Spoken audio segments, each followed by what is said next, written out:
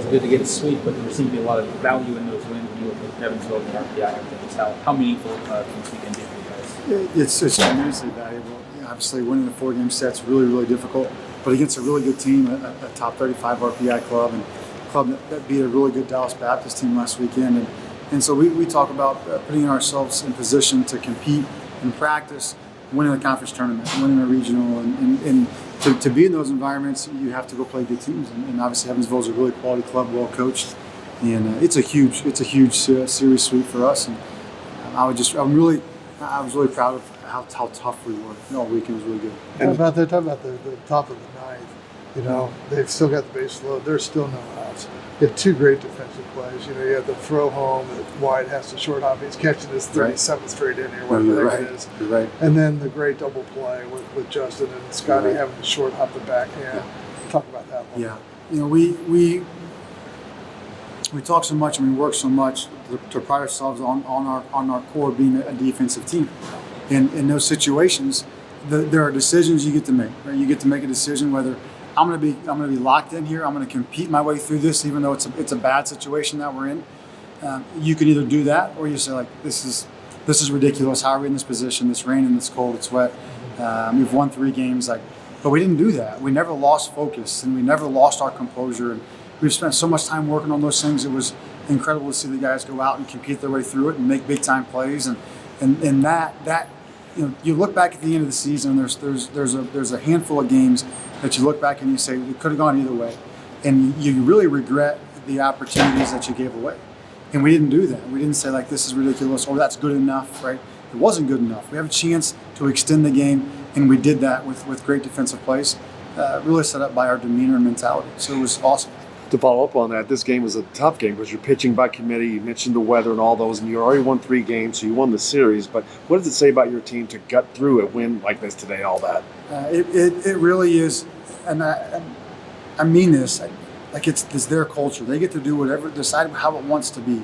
So I can help guide and lead, but at the end of the day, how do you want to be remembered? What's a legacy you want to have? How do you want, if you're a senior, how do you want people to talk about you when you're gone? And when this team is through with their time here, you get to decide the culture and the toughness and competitiveness that you have. And so make sure that when you go out there, that you don't leave anything on the field, you don't leave anything left undone or unsaid. And I think that's what it says is like this group is deciding to want to be special in the way that they compete, in the way that they hold themselves to a standard. They're not playing against the opponent. I tell you guys, you don't play against laundry just because they have different laundry on. What if that laundry said like some little league team? Would you play differently than if it said the Yankees? You're not going to change because of laundry. And so the statement that you make when you just play to your standard against the game, against the ball, if you have an opportunity to make a play, then daggone it, you go make the play to the best of your ability. If it didn't work out, it didn't work out. I think that's what it says about those guys, is they care about their legacy here. Coach, you started out with Beach in the day. Are you saving summer for Tuesday? Yeah. It really got to the point, and we talked about it last night till like 2 o'clock in the morning, and this morning again, and obviously I flipped on you guys. I was just trying to play mind games. Right? No, honestly, it was probably unfair for us to consider Tommy in that situation with coming off of his injury, and it wasn't an arm injury. And Tommy told me yesterday, he's like, I'm good to go, Skip, like no problem. And I'm just laying there all night, and it's like, it's just not the right move. You can't do that to him. And Justin really was in complete agreement. And Tommy's ready to go today. I saw him in the dugout like in the 10th. He's like, I'm ready to go. I know, just not the right thing to do. We have to make sure we take care of him. And so, we thought, what was the best situation for Cam to be in? Was it for him to be able to start the game? We figured he would go 2, maybe 3. Do you want to have? I want to have Justin down there working with him and coaching through the start. And so he felt like that was his best shot to be successful in those 2 innings. And the guys came in behind him and did a great job. What about Austin Long? He missed the first half of the season, coming off of surgery, and his ability to come in and really compete. Gets the first 2 strikeouts, and then he gets a double, and then he's able to finish. It was terrific. Gabe Bierman was good again. Grant Sloan and all those guys were really good. And Matt Lloyd's human, right? Matt Lloyd's human. But I will say this: several of the ground balls they hit 3-4 feet either way, a double play. It's like, they hit some decent balls, but that's when you're kind of a sinker baller and they hit ground balls. Sometimes they find holes.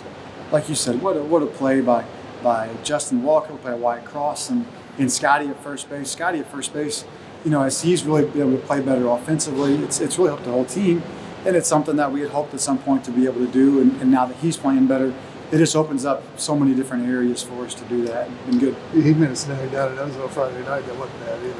That play, oh my gosh! And I played first base, not very well. I didn't play first base, not that well, but his ability, the concentration, to go behind and switch his feet, and it was very special. So Drew actually made a great play too to get the guy at home to Yes. get a run and then to get the walk off. yes, Nice yeah. moment for an Evansville kid.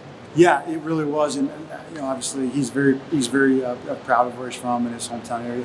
It was funny, we had just debated on going middle back or middle in that situation, and it could have gone either way. And the ball was halfway in flight, and I was like, oh, I screwed up. We should have gone infield because he would have caught it, Yeah. but it ended up working its way out. You look at it being the home team and how the bottom plays out. Oftentimes it feels like whatever you choose to do, it was the wrong decision, and it goes the opposite way. But in that one, it worked out, and Drew stuck with it and made a good play, and we finished it out. So.